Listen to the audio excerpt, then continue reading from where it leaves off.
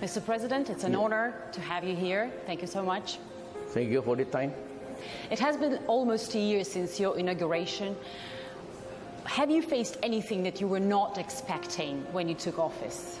I've been a politician for almost 40 years, excluding the term now.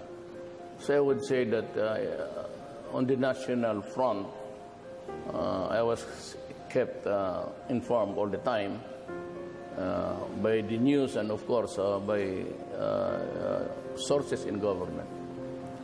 Expected, but I never realized the magnitude of the contamination of the Filipinos insofar as drugs are concerned.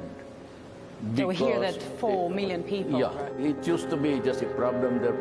I thought that it was just like Davao. I may have one case now, then probably two, but it was a very constant happening every time. When I became president and everything was available to me for information, I was almost appalled to know that we have reached the millions of contaminated. So when I was mayor, I said, do not destroy my city and do not destroy the young people of Davao City because they are our assets. We are not rich. Most of us are poor, and we depend on our sons and daughters to feed us when we get we do not have we are not the rich people. We do not have any housing here for few in between, and we need our children to buy the medicines, pay the hospitals, pay our burial, and do not corrupt them with drugs. Do not destroy their minds. And I said, because I will kill you.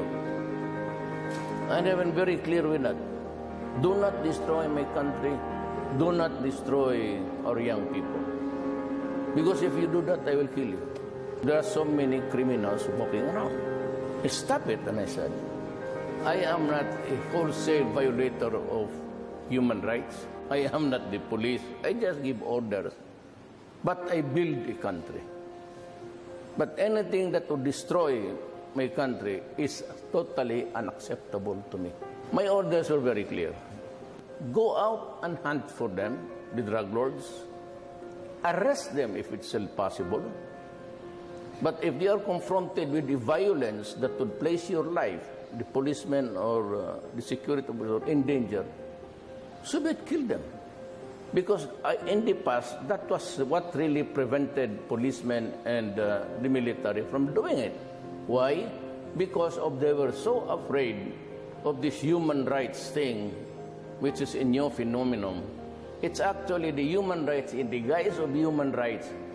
Countries like EU and America are interfering into the affairs of other nations in the guise of human rights. The bitter irony is that while trying to protect civilians, to protect the youth, you sometimes, and you admitted that in one of your interviews, that innocent civilians could have become victims. Do you think it is a fair price to pay?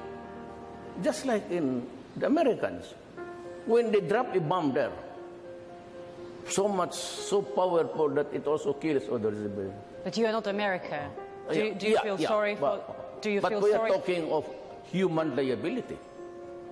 So it doesn't say that because they're Americans are exempted, and just because I am just a small time government official, I am not exempted. So what's the fairness there? No. When they drop bombs, they kill so many villages, and there's not even a whimper. America invaded Iraq. What was the excuse? That there were weapons of mass destruction. And yet when they invaded Iraq, so many people were killed. So where is justice now? So I think it's really hard to avoid It meaning to say justice has to be equal. It cannot be justice for one and justice for another set of standards for two. It has to be equal. Is that the reason why you turn away from America? Yes, because they refuse to understand my predicament when they knew that they were also in the same predicament on a larger scale. I never in America, what? Remember Panama? Okay. They invaded Panama, a sovereign state, okay, in Central America. So what was the purpose there? They went inside, seized the country, arrested the president, brought him outside the country, placed him in a detention cell in New York. He faced a trial federal court and is convicted. What happened to the invasion? And what was the reason? Drugs. You invade a country. Me, I am just fighting the criminals in my country. I never invaded a country. You have to look at it this way. There is so much incongruity in the principles that are being followed by nations. The powerful ones, they can invent just a weapon of mass destruction. Oh, we can invade your country. Me, I never touch anybody. I do not even go to the United States. And then they criticize me for the criminals that I have killed. Your relations with the previous U.S. administration were far from perfect. Will you give Trump's administration a chance? I think that Trump is very good. He's a regular guy. He's pragmatic, very practical. The previous administration was a source of irritation and source of so many conflicts, not really in terms of war, but in terms of relationships. The other administration destroyed all of this, the goodwill and even relationships with Russia and relationships with the Philippines. And it's not an easy job to be just, when there's a new guy in town, you just say everything is forgotten. They have the Congress that is not in full accord with the U.S. president. And as it is, they're still fighting right now, threatening even to impeach President Trump.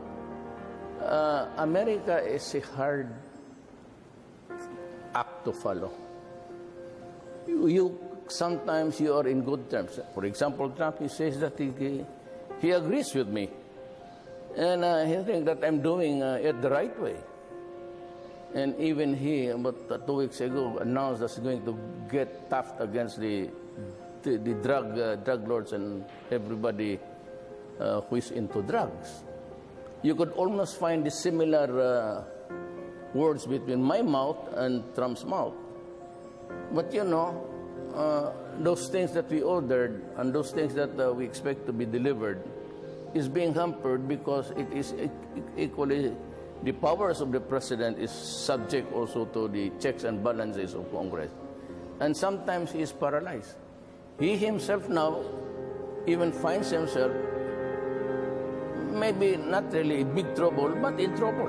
I have nothing against America. We're perfectly all right. Trump is my friend, but my foreign policy has shifted from what of that pro-Western. I now have this working alliance with China, and I hope to establish a good working relations with Russia. Why? Because Western world, EU and everything, they have this double talk. Do you think your society will support this idea? Because there are intensive ties within the society with America, historically. Do you think you will have support of the people? If there is anything to gripe for, it is me griping for. Why did you invade my country 50 years ago?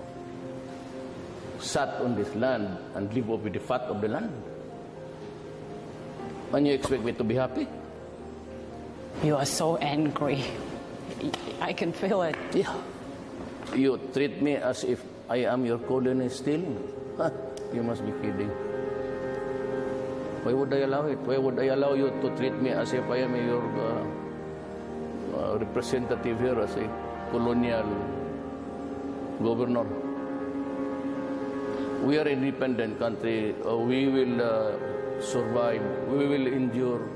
We can go hungry. But this time, I want my country treated with dignity. So you once said that you don't want America in your country. So you were serious. Yes, I said no. I said American troops. That one day during my term, if I survive the CIA, oh no. If I survive the CIA, I have stayed 5 years. You talk a lot about assassination. Do you really expect that to happen? They do it. Does it surprise you? Are you worried? They can Are you afraid of your life? They can even pluck a president out of his country and force him to face trial in another country. What should happen so that it improves? Are you waiting for an apology? Let's say, will it work? No, that's not. I don't want that thing to happen. So what may help? It's enough that I respect Trump. He's a friend, and he is welcome to come here on November.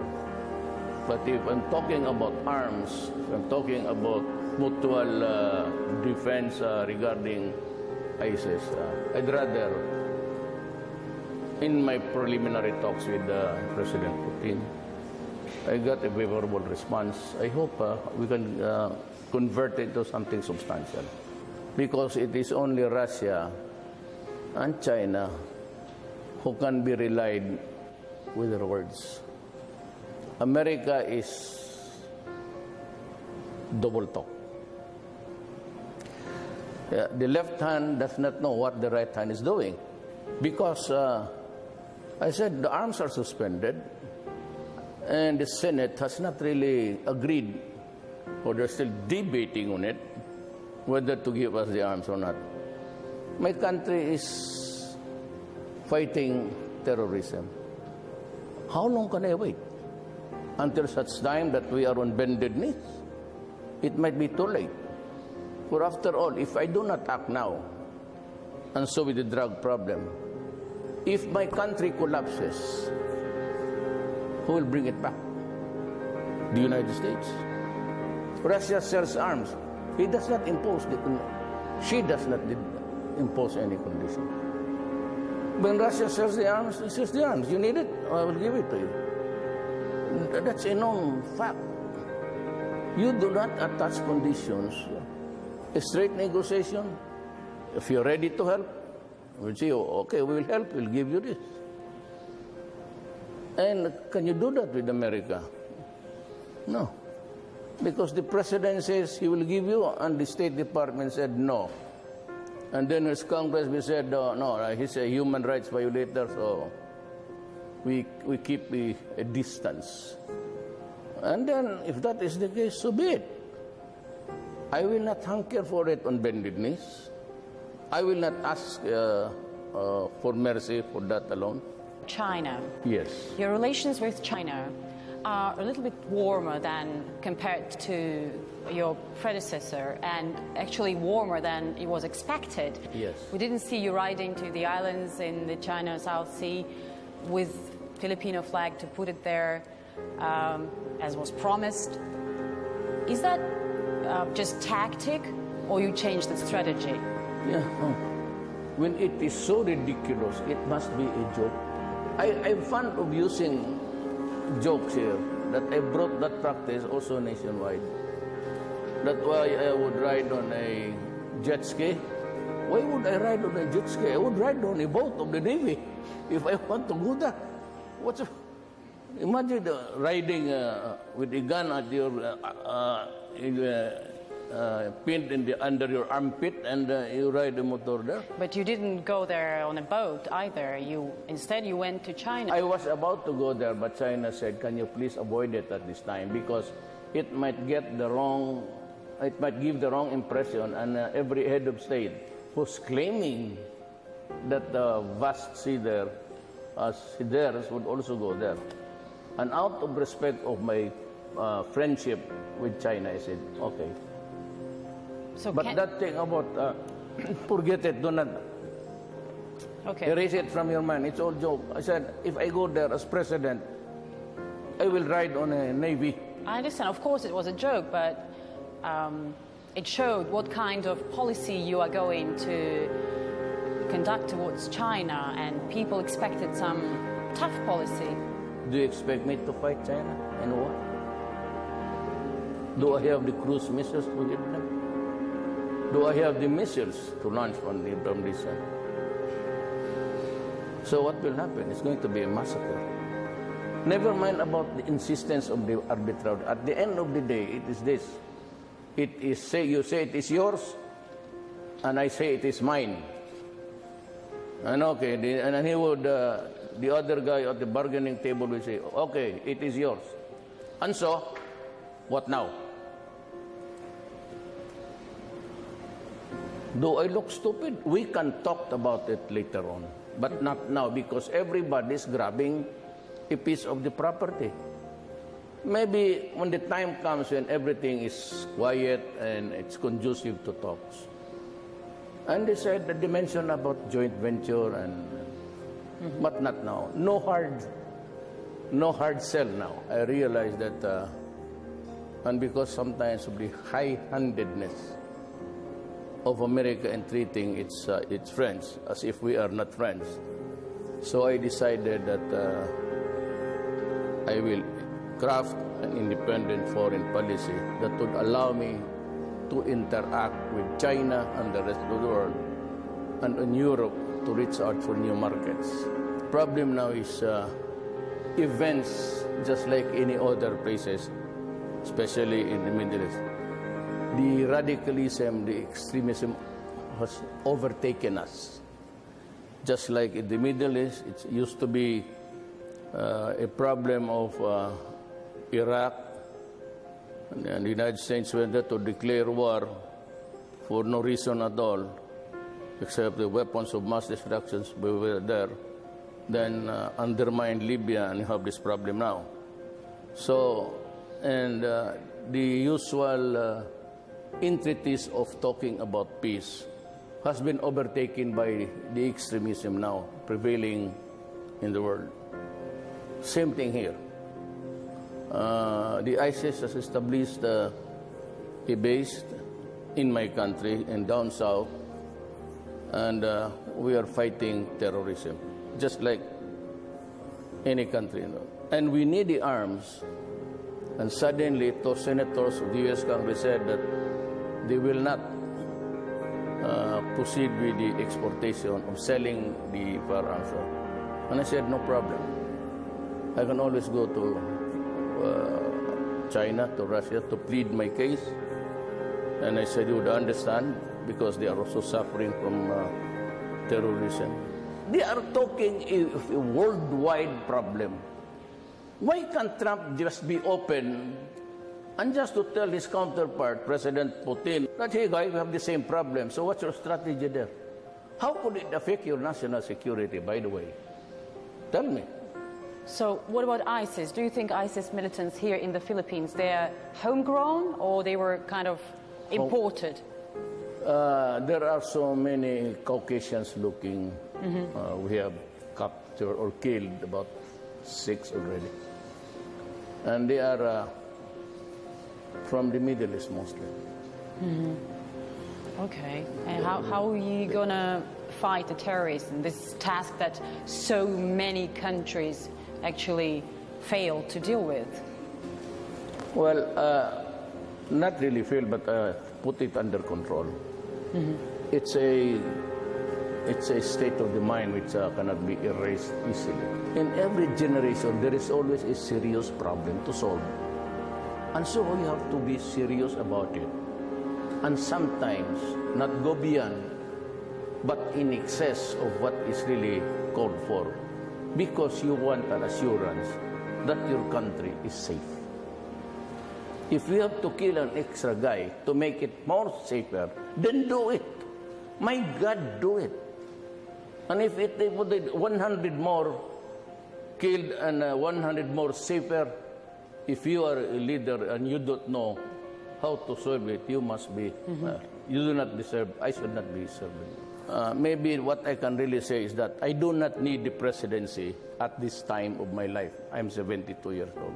As president, I have to preserve and defend the Filipino nation. And I will exactly do it, whatever be the price, whatever be the cost. It's my solemn duty to see to it that my country is really what it should be, a peaceful and comfortable place to live in. Can I ask you a personal question? Yes. 2 years ago, you shocked the media, revealing that you had been molested by a priest when you were 14 or 15 years old. And then later you even identified that priest. Yes. He was an American national. Not only I, the whole class. 2 generations up and 2 generations down. All of us. You were 70 years old at that time. Why would you make that confession like more than 50 years later? The abuses of the priests are being filmed everywhere. There was an Italian underground film, and I am sure you saw that, a priest running naked over there. And they don't really bother to investigate. There is no condemnation, nothing. The shoulder of the priest and the religious people doing the shenanigans, well, it is as if it's just a part of the show of the night. Is it liberality? Is it because you do not want to condemn your own countrymen? Or is it because the victims were just natives? Never mind about them. We were considered natives. So and sometimes pictured as apes. Was that important for you that he was an American? Oh, I don't know. I brought it for the first time. Yeah, because I called all the bishops stupid. And they are really stupid. You know that? Because there is a book here which also exposes their shenanigans, and it's called Altar of Secrets. And may I have a copy? I'll give you one. Okay. It was wrote by a narrator of the Bishops' Conference.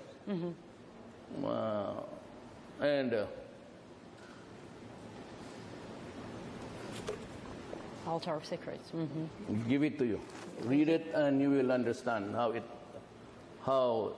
the Thank you. Catholic Church has corrupted this country. Oh, by the way, I believe in God. I really believe in God. I put my destiny in the hands of God. But priests,